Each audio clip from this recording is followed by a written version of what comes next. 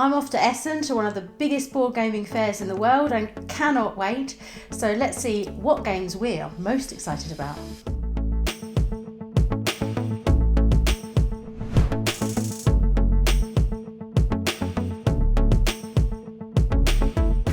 Hi, I'm Julian and this is Libby and we are BoxedMeeples. You can of course find us right here on YouTube but also on Instagram and Twitter.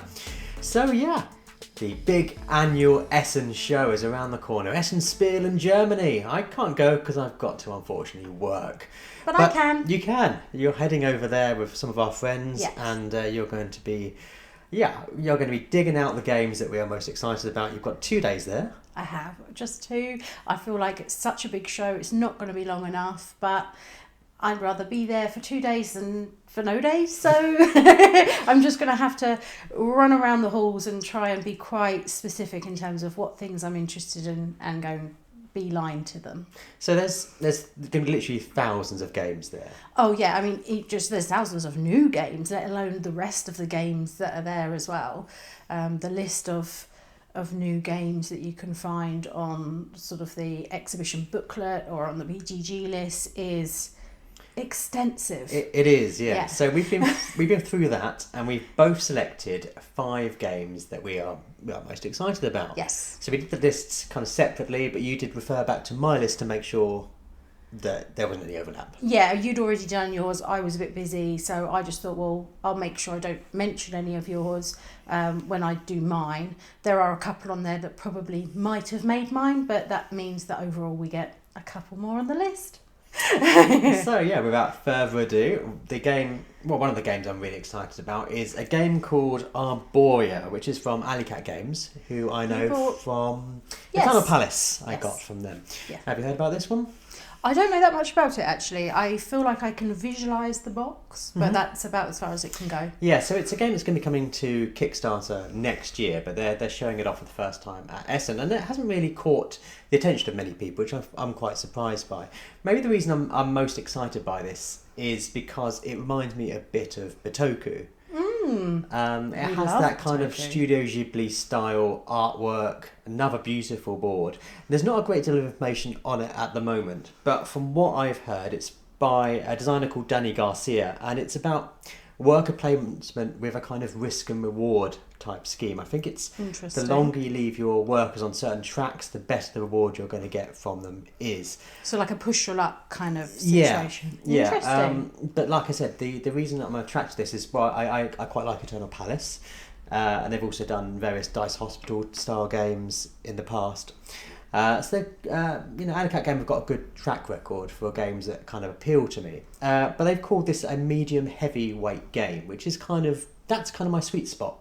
Not so heavy that it's alienating, but a bit more crunchy decision making than the many kind of worker placement style games. So the artwork is described as gorgeous spiritualistic nature art, and it features owls and foxes and winged snakes and mushroom people. You do love a fox. I do, yeah. If you stick a fox in a game, you're going to get my interest. I'm really excited by that. Hopefully you'll get a chance to see it and say, yeah, that's one you should have on your radar for Kickstarter going into either the end of the year or into the beginning of next year. Mm-hmm. So yeah, that's one that's on my radar. What about you? Lovely. Well, one of the publishers that I'm going to obviously make a beeline to is Board and Dice. If you subscribe to our channel and watch our videos often, you know that they are one of the guys that I'm always on the lookout for.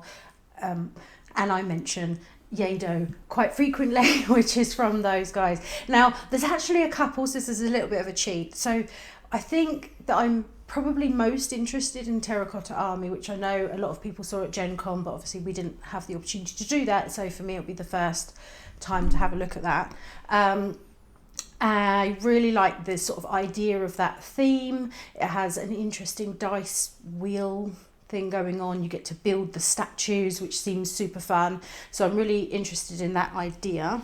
However, a lot of people also have on their list, I think it's pronounced Tiletum, which will be another game that they're going to have on show, which does have some really interesting mechanisms as well. I know that part of it, you place a dice down and you get the resources that you see on the top of the dice. So say, for example, if you rolled a 6, you'll get 6 resources.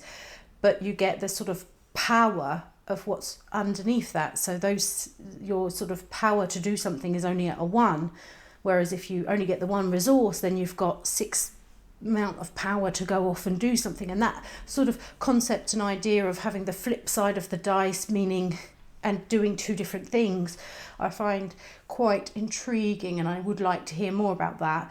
Although the theme of that one doesn't hit as much for me as Terracotta Army. It's sort of based around sort of European Renaissance fairs and things.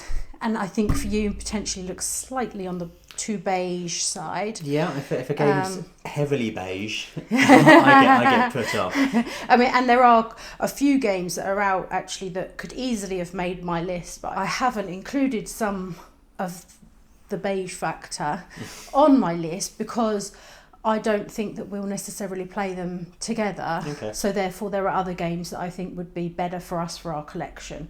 That's just a by the by. Well, the next game I'd kind of beeline towards is actually a bit beige.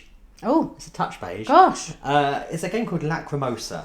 And it's not. I'm not the only one who's great. excited about this. It's 6 on the BGG hot list. I know. Oh yeah, I mean it floaters around every day. At one point it was 4, and it's just just going crazy at the minute. I know you're excited by this as well. So this is a De Vere game, and De Vere have got a great track record for us. They did the aforementioned Bitoku. We really like Paris that they've done. We do. Red Cathedral was a surprise for you. Yeah. We didn't think you were going to like that one, and actually you do. Yeah, and obviously we're quite intimately connected to De Vere because obviously you work for Cosmos in the UK and they distribute. We also De Vere distribute games. the De Vere games in UK language, in outside of America.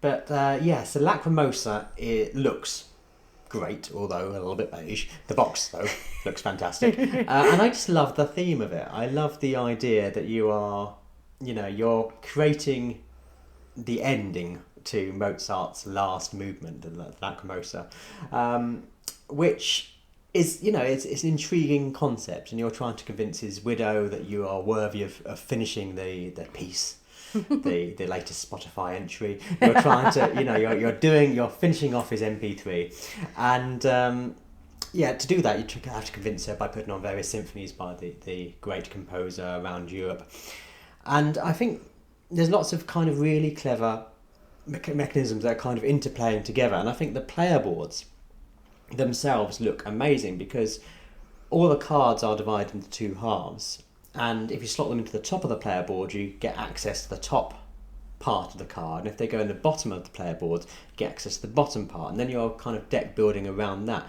and I think that's a really fun, clever mechanism. I'm not completely sure how the interplay between the top and the bottom of the cards is going to work, whether you eventually move the top card down to the bottom or quite how it works, but I'm just intrigued by the whole kind of premise of the game as a whole. Hopefully you'll get a chance to see that. So I haven't had any sort of previews of that, so I am really looking forward to having a closer look and seeing and the theme I find so different and interesting. So yeah, excited for that one too. Yeah, I'm pretty sure Lacrimosa is going to be many people's kind of game of the show, I think. There's such a buzz about it. Getting hold of that is going to be tricky. My next sort of jaunt is going to be off to Aporta Games. They have a game called Revive. So this one's sort of post-apocalyptic. You're sort of all coming out of caves and then having to sort of rebuild civilization. So it is a civ game in some ways, but it looks great. It looks super interesting. It's got that Euro feel to it that I really enjoy, but also has 6 factions which will work slightly differently, which will give the game variety, and sort of factions and those sort of ideas are something that we really enjoy in games. Some of our favourite games have got that sort of asymmetry. So it'll be interesting to have a better look to see sort of how asymmetric it is, how different the factions are, how much is going on, and a little bit of a deeper look into that one. I can see that potentially some of these games might end up coming home with us. Well, with me. Yes, coming home to us. One I think is going to be a little bit lighter than certainly that, is The Great Split. Now, I really like the game Tussie Mussy, and the core mechanic of that is literally I cut, you choose, it's entered the game. So the Great Split takes that mechanism and extends it a bit into becoming kind of like a set collection game. So you're passing cards to the players opposite you or next to you and hoping they don't choose the card you want. So you've got to sweeten the deal enough that you draw them away from the ones you want. It's those mind games again. Yeah. I love the art style of it. It's kind of got that 1930s Art Deco style that often piques my interest. Reminds me a lot of a scene in Princess and the Frog, which I'm not sure if many people are going to know, but it looks just like that from the trailer. And yeah, I think it's going to be a lighter, quicker game. But if they can take what works so well of Tussie Mussy and extend it and have that playing with many people, that's an exciting concept for me.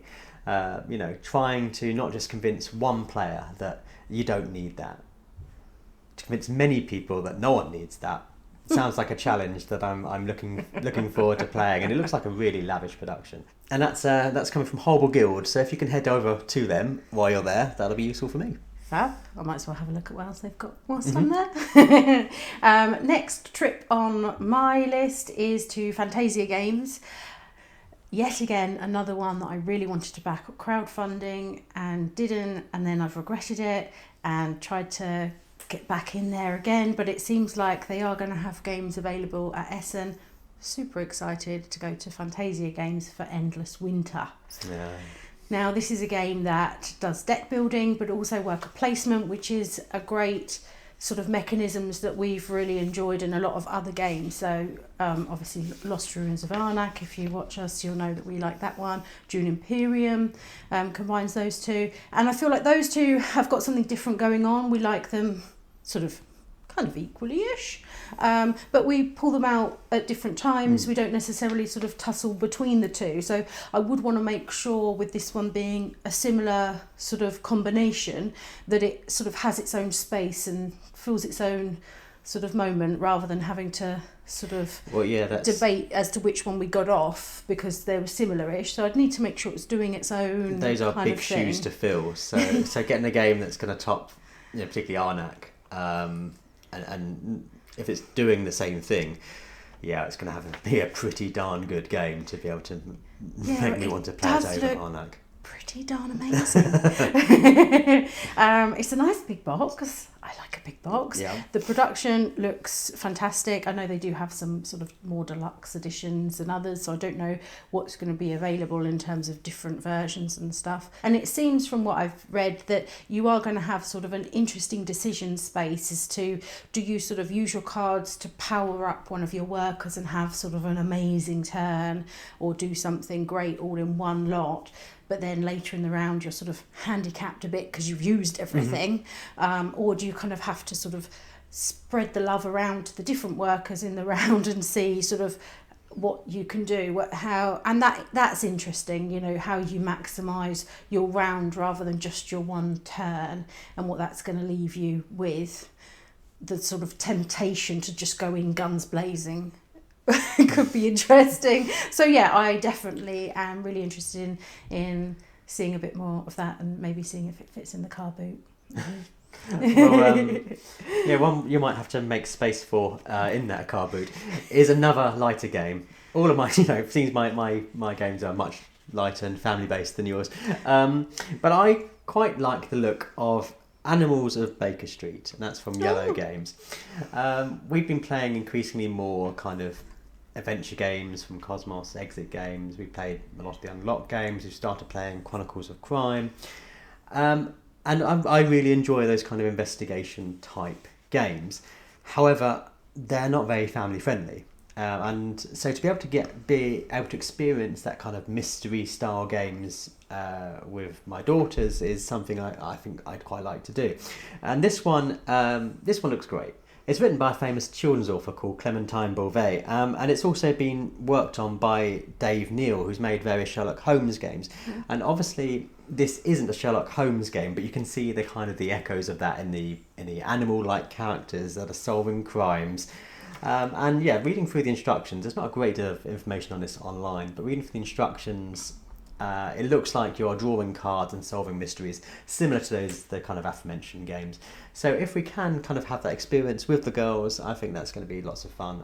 Could be fun, yeah. And the artwork in this does look amazing, I think, just looking over it. But sadly, although there is a dog in a deerstalker hat, he isn't called Shark Bones, which I think is a shame, because who doesn't love a good animal-related pun? Probably, actually, many people don't. It's probably for the best. Yeah. Although one of your daughters would really have enjoyed Sherlock Bones. She would do. Definitely. Sorry, that's really tickled me. Next up, I'll be taking a trip to CGE. Obviously, you know that we love Arnak. And one game that Julian got a chance to play at the UK Games Expo with the designer Peter Hofgaard is Starship Captains. Now, I didn't actually get to play. I was just there watching whilst you were playing with the lovely ladies from Game for Life Board Gaming. If you're not subscribed to them, then do. We'll leave a link. You had a fun game with them. They actually played it properly. You took your ship around and just decided to blow things up and forgot that you were meant to complete missions to get points to win the game. I was not exploring Brave New Worlds. I was just trying to blow up things. But it looks so fun. It's got that sort of Star Trek-y, spacey feel about it. We do enjoy a space game. I'm really intrigued and interested in the sort of the worker thing that there's going on. So you have these different coloured men, much like the Star Trek outfits. There's red ones and blue ones and things. And as you've used them, they're going into this wheel and they get sort of pushed back around. So then what's at the front of the line is then what's available for your next round. Then they'll then be able to do different things. You've got to manage that in an interesting way, which is a little bit different and unique. It looked amazing. It was really fun to play and really accessible. It's one of those games where I think we'll be able to explain it to new players quite quickly, particularly if you have that kind of taste for science fiction, particularly Star Trek, which is clearly based on. You'll appreciate the kind of in-jokes that are there seemed to be a bit of punnery going on, and I liked that light-hearted sort of jovial attitude to the sort of spacey game thing. Yeah, and I think it seems super fun. It's releasing at Essen, so it'll be really interesting to see how it's shifted from the quite late prototype to the final production copy. Yeah, definitely. And if you can find space, please bring that home, because I'm desperate to play it too as well. That one's definitely on my list to bring home. Yeah. Another game I want to check out is Woodcraft from Delicious Games. That nearly made my list as well, so you'll probably be okay with that one. A lot of people are very excited by this one. And basically you are a wood carver in a forest, and it's by Vladimir Sushi, who did Underwater Cities and games like that. So he's kind of got a really good pedigree of games that we haven't got, but I'm really intrigued by. So maybe this might be the kind of the starting point for me. But I really like the idea of the kind of dice placement, which you can then kind of carve up and then stick back together to make different combinations. And I think that's a really intriguing idea. Yeah, and super thematic. Yeah. That whole sort of splicing the wood or chopping it up. Yeah, great idea. Despite me mentioning kind of family-friendly games previously, this has a deceptive cover that looks really kind of just family, quirky fairy tale, but it looks deep and demanding, because I love the idea of this wheel. I think it's a buzzsaw, but I'm sure it's got a more elaborate, fancy fairy tale name than that in the actual game, where it's very much a kind of rondel. But how far do you go round to gift things to your opponents, yet get the action you want, or do you then go for an action that is less beneficial to you, but it doesn't help other people out? I love that idea of that combined with this kind of dice worker placement. Now, we have played other dice placement games in the past. I enjoy Eternal Palace, but didn't really get on so well as Solkin with that kind of mechanisms of the dice rotating. So it'd be interesting to see where this lands, and I'll let you be the judge of whether it's going to appeal to us or not when you're there. Yeah, I mean, I tend to like them as a rule. I'll like them all. You'll be a bit more selective, so I'll have to try and put myself into your boots when I'm assessing that one a little bit. But I think it is going to land again at that kind of medium heavyweight sweet Sounds spot like for me. it. Yeah. So I think that's going to be a game that really does appeal. Yeah, I think from what I've seen, hopefully it seems sort of reasonably easy to table, but still a little bit of a challenge, like that kind of. And for our gamer group, that's ideal. Really. That's nice. Yeah. Now I think, am I on to my last one? You are. Oh gosh. Although I've got some honourable mentions. Just a checklist of things for people to see. Yeah. So I can't leave Essen without visiting Awaken Realms, can I? Let's just clear a space in the Kallax now.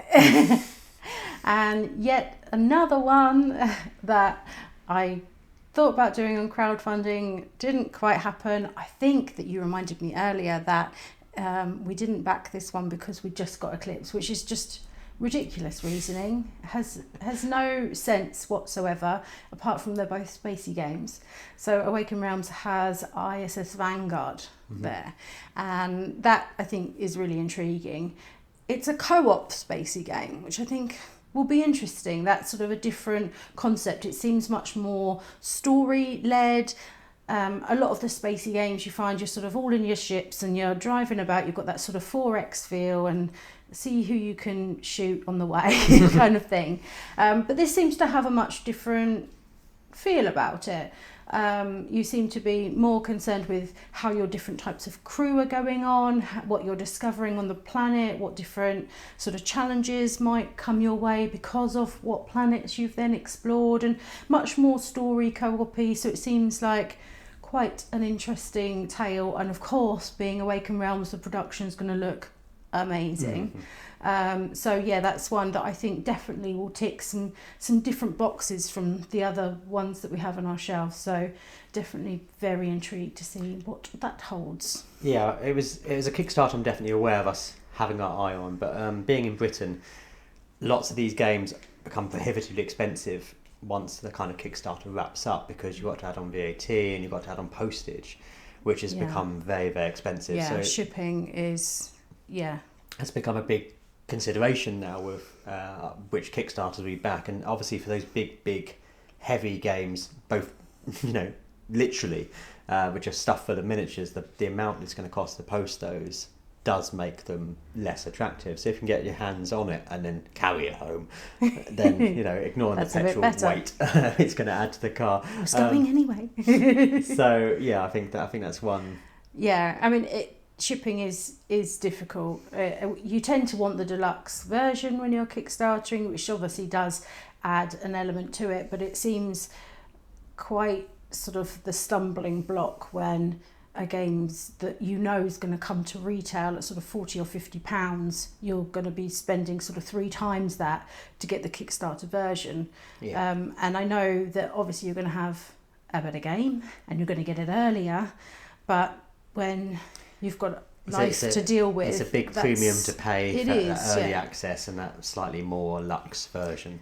So if you can get your hands on the luxe version without having that pitfall, then great. Yes, so fingers crossed. We'll see what everyone has to hold, but you have some honourable mentions as well. There are a few other things that I'll be going to. Well, grab your pen and paper. Here's a list of things I want you to see while you're there. Oh gosh.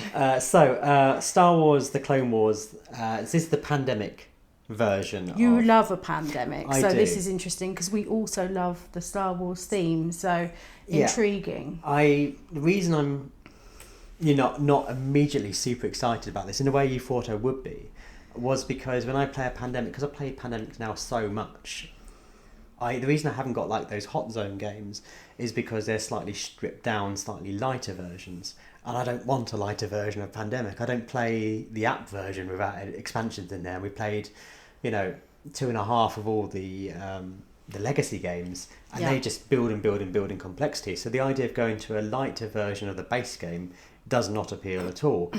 That being said, it's Star Wars. It is. So if you take a game mechanism or a game engine that I adore and put Star Wars in it, that's got to be a winner, right? So yeah. I mean, sometimes when you slap on the old brands, it sort of doesn't go well. But I am hopeful that this one, they would have done something a bit fun and interesting, a bit of a twist maybe with it or something.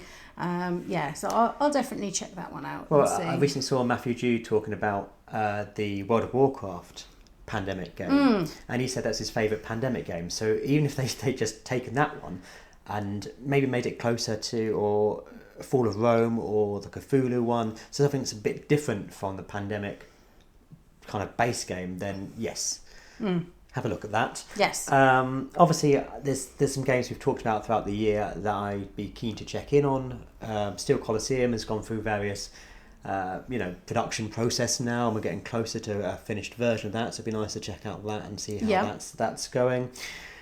We've talked about our love of Arc Nova. Yes, I saw at Gen Con that people were able to get different Zoom apps and things like that, so that is definitely on my list to make a beeline there and see what is available. I don't think it's been announced yet that they're going to be showing it, but we know the expansion is coming for that, so maybe there might be some clues or some early hints towards what that's going to involve beyond the title.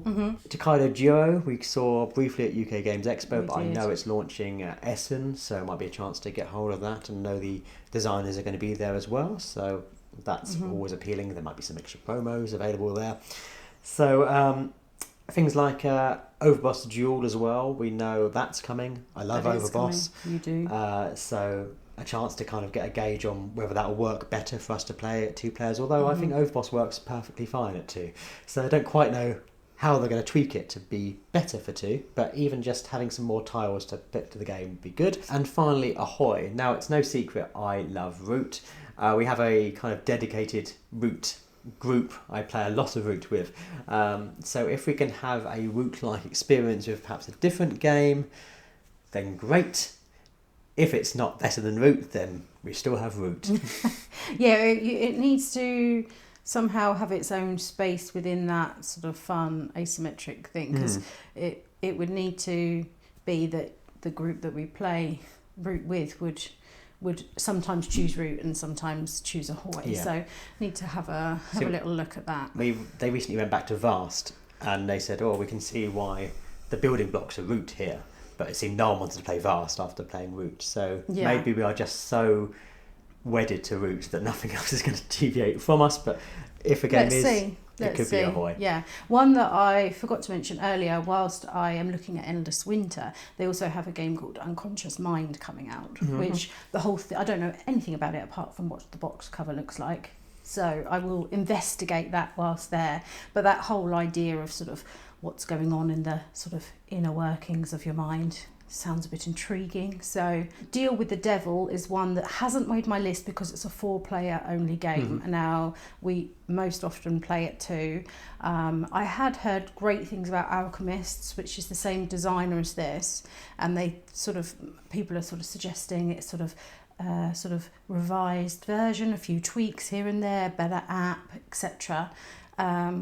And I am very intrigued by what happens there, but I just worry, will we play it that much because it needs the 4 people? Right. So that one didn't quite make my list, but I would like to have a closer look and just see what that's all about, because we do have some gaming groups, but obviously that does cut down your opportunities to pull it off the shelf if you're having to rely on that, which we don't prefer to do. So Oak, another one that I didn't crowdfund, but I looked at. I mean, this is a going theme, this, isn't it?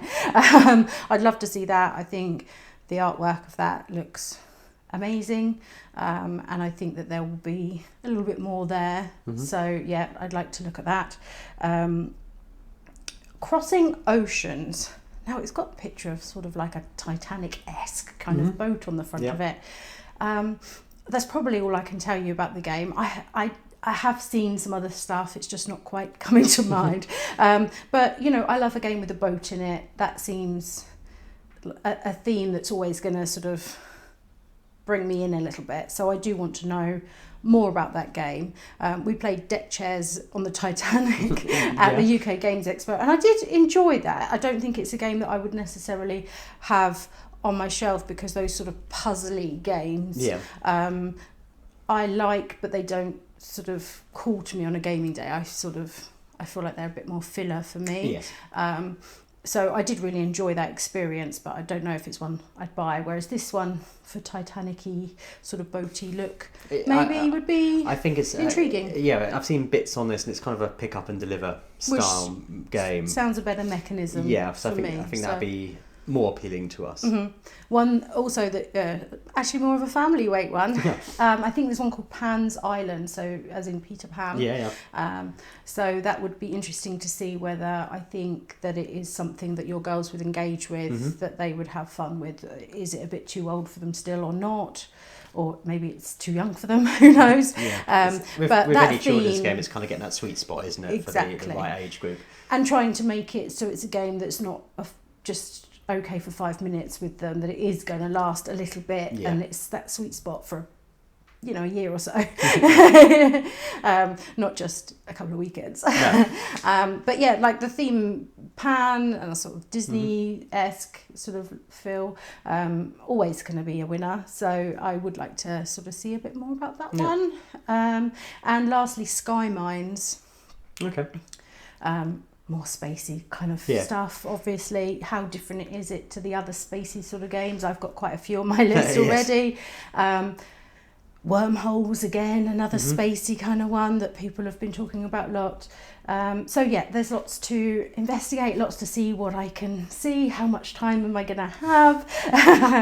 But the top 5 ones are the ones that I'm most interested in. Well, I'm very envious of your ability to go off and jaunt to Germany to go to this, because I know it's the big event for war games.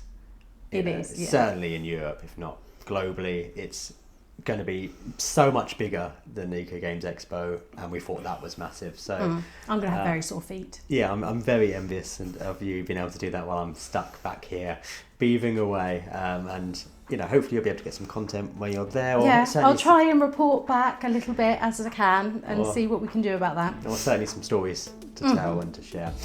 So if you do want to see those, make sure you are subscribed to this channel if you're not already, and stick a comment below about what games Libby should be checking out while she's there. Please let me add to my list. And so stay tuned for more Essen content coming up in the